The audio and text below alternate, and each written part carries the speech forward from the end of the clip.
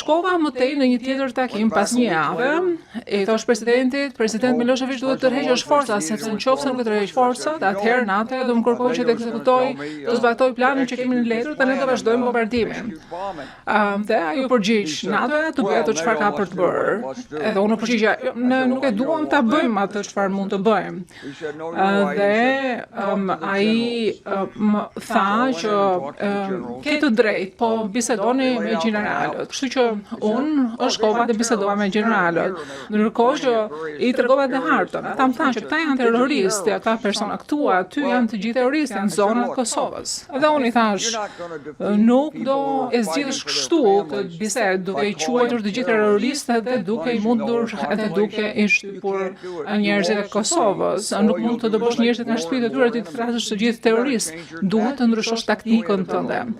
Por, as kjo bisedë nuk çoi në asgjë. Kur u ktheva herën tjetër dhe shkova dhe takova Miloševićin, ai tha që do bënte çdo gjë që mundej, por asgjë nuk ndodhi. Më pas shkova në takimin e tretë me generalin Klas Marlin.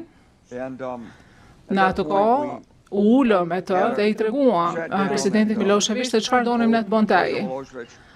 Ai më tha që personi që është përgjegjës së Stajnović, atë duhet të flisni. Kështu që ai tha që nuk ishte personi përgjegjës. Ne shpenzuam të gjithë darkën për të shkruar marrëveshjen. Të nesërmen ishte e diel në mëngjes.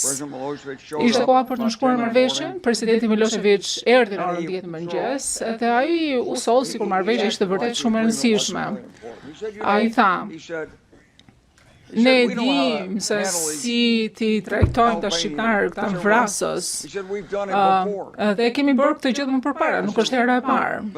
Unë i thash, zoti president, po si i keni trajtuar dhe çfarë keni bërë? Ai më përgjigj, i kemi vrarë të gjithë.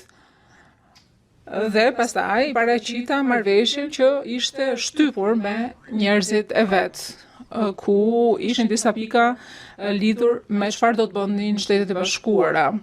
Pra, sa i takon forcave tërheqëse dhe negociatave.